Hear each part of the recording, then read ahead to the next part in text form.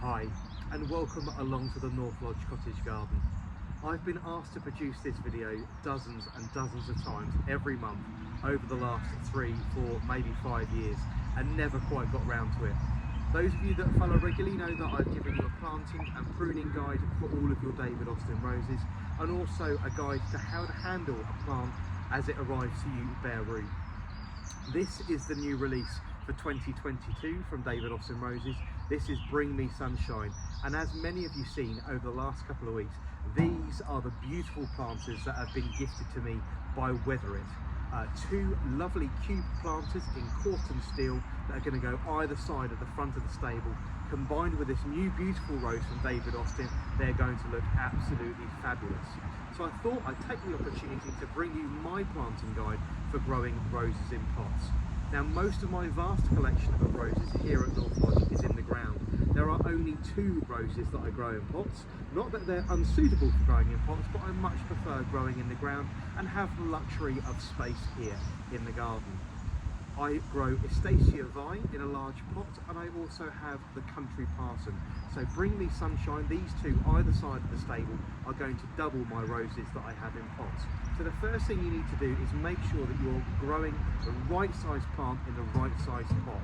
These are 40 centimetres by 40 centimetres by 40 centimetres, bringing the total cubic capacity to around 64 litres.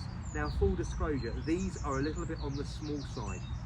I actually wanted to put these in here, and I'm going to have to make sure I look after these well over the next couple of years. But as you're aware, again, I'm feeding regularly, I'm watering regularly, so you do need to keep an eye on it, and you do need to make sure that you're choosing the right size planter for the right size rose.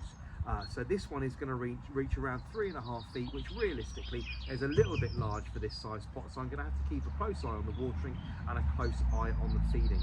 So the first thing you need to bear in mind as well is you're going to need plenty of drainage. In the bottom of this pot, as I mentioned in a previous video, it's got 4 little L-shaped feet on the bottom of it, keeping it up off the floor, keeping that lovely drainage hole in the bottom nice and open. So what I need to do first is I need to start with a few crocs. Crocs are broken up terracotta pots. Now please, if you don't have any naturally broken up terracotta pots, please do not go around your garden smashing things up. A couple of little bits of brick, some stones that you may have dug out of the garden as you've levelled some bits and pieces up will do. If not, a good layer of grit at the bottom of the pot. And the idea of the crocs is to give it a little bit of drainage, keep the very, very bottom of the pot open, the soil consistency open and airy, and make sure that the drainage hole in the bottom of the pot is not filled up with water and waterlogging. Now, I've put my gloves on for this. I'm not a huge wearer of gloves. These are some of the best that I've found. These are from Henchman and are really quite good. They move quite nicely and they're nice and thick. And if you're going to handle things like crocs, I would advise you do put a decent pair of gloves on, because they are quite sharp and you could really badly cut yourself. Starting with a good layer of crocs in the bottom of this pot, even some nice big ones like that, upturned. We're making sure that any drainage holes that we've got in the bottom of the pot are actually covered by the crocs, and that means that they're not going to block up and they'll remain free draining. If you don't have any crocs like this and you're working on a balcony or a terrace and weight is an issue, you can use scrunched up 3-inch plastic pots if you have those lying about. That's a good long-term use for those. You can break up polystyrene and pop that in the bottom of the pot as well, just to add a little bit of bulk whilst adding that free draining situation that you need without actually adding too much weight. So a nice layer of crocs is going in the bottom of the pot like that, just to keep that, say, those drainage holes open. Now, the growing media. If you're growing permanently in a pot, you need to make sure that the growing media has enough meat behind it, enough substance to keep a plant like this growing and happy, and enough stuff to keep the water retention. You want something that's loam based, something along the lines of a John Innings No. 3, which is actually a soil based compost enriched with organic matter and compost. What I've done is I've taken John Innings No. 3 and I've blended that with around 20 to 25% of that lovely eco mix compost I've been working with here at North Lodge from Eco Sustainable Solutions. That is going to give this plant the feed it needs. So the loam based compost is going to be something that's going to keep the moisture and the water, going to give it plenty to get into, and I've added, I say, 20 to 25% of that lovely eco mix to give it a little bit of extra feed, to give it a little bit of oomph for right now and open the consistency up just a little bit.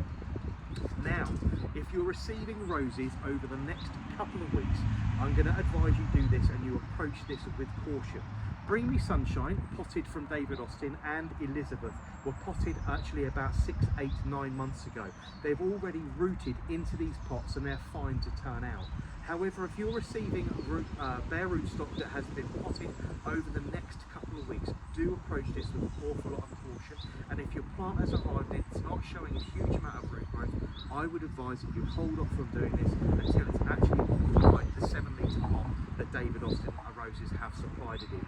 Take a look underneath the rose itself. You're not going to be able to see that, but you're looking for signs of root growth underneath the pot coming through the drainage holes.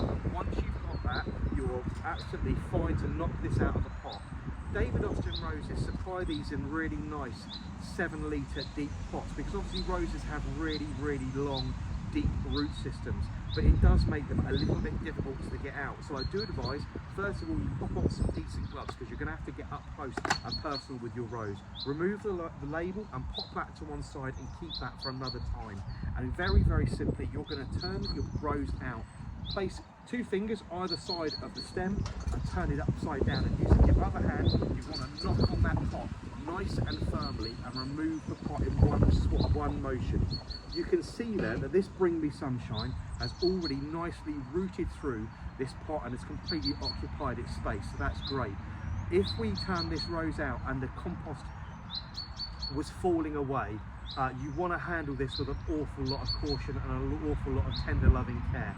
We don't want this root ball to fall apart. You'll put the plant into complete and utter shock. Now, if you have missed that stage, you haven't looked through the bottom of the pot to see root growth, and you have knocked that out, and you end up with a plant that's completely crumbled away, you're going to have to work really, really hard to give that plant every chance it needs of survival.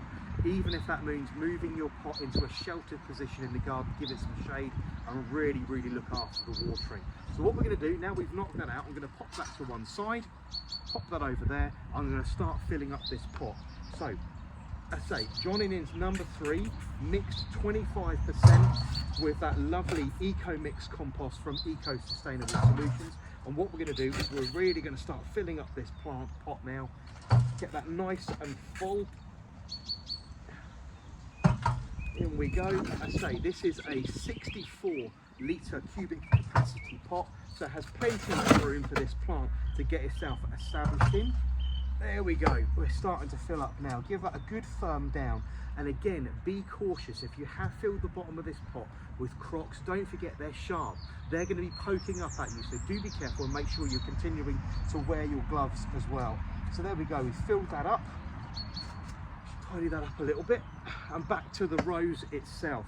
Now, I always like to remove this top layer that David Austin put on here, and you want to very, very carefully tease out any roots that are going round and round in circles. Simply, I'm just going to pinch those off, and I'm going to pop that in the pot.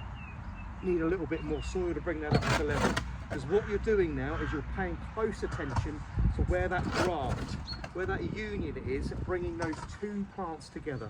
Remember, most David Austins have got a rootstock which is below ground, a graft at ground level, and then the actual plant is different, grafted on the top. So what we're doing is we're just making sure that graft, this union here, is planted just above ground level. Now, if you're joining me, if you're one of our international fellows joining me from America or for the depths of Europe where you've got cold winters, they do suggest you actually plunge the union ever so slightly underneath soil level to protect it from the elements. Here in the UK, especially on the south coast where it's very, very mild, we're very, very unusually below -2 or -3. Very unusual for us to get a frost. It's not something I have to worry about. So there we go. Bring Me Sunshine, tucked up nice and safe and sound in the pot. That union literally just above soil level there. So that's absolutely perfect. I'm actually going to drop that down just a little bit, get it nice and comfortable in the pot.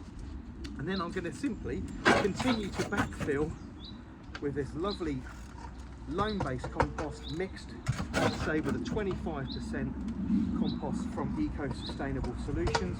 Just feed that in. And what we're looking to do now is fill up that pot all the way to the top. We're looking, as I say, to keep the union just above ground level, so we're not burying that union. And we're also looking to leave ourselves a gap of around 3 centimetres, 30 millimetres at the top of the pot for a watering gap. Now, if you like, you can actually dress that off with a little bit of horticultural grit, just to give that a decorative finish. If you wanted to, you can put other grits and things over the top of the pot. Now, if I make a suggestion with that one, keep the size, the particle size of that grit small. If you put large pebbles and things on the top of a pot like this, over a period of time, they're going to heat up during the day, much like a sauna stone would do, and they're going to keep heat and actually cook the plant, the roots of the plant, not helping you retain moisture, but taking that moisture away. So if you do dress anything off like this with gravel or a decorative stone, make sure that that's actually got a small particle size. That means it's going to dress it off, keep in the moisture, but not heat up too much, therefore drying the compost out. So that's all done. Now, don't be afraid of really firming that soil down well. Get your elbows in there, put your weight behind it and firm that down. What you don't want to do is that soil level to drop away and you not be aware of how much soil the plant has and doesn't have, and end up with exposed roots. So I'm just going to top that off once more and make sure that those soil levels are correctly. So again, we've got that union just above ground level, and we've got between a 2 and 3 centimetre watering gap at the top. And there is the first of the 2 Bring Me Sunshine from David Austin roses, planted into the lovely planters produced by Weather It and gifted to me either side of the stable. These are going to look stunning, and I can't wait to share these with you over the next coming weeks. I hope you've enjoyed my planting guide to growing roses in pots. Please do feel free to like, comment and share.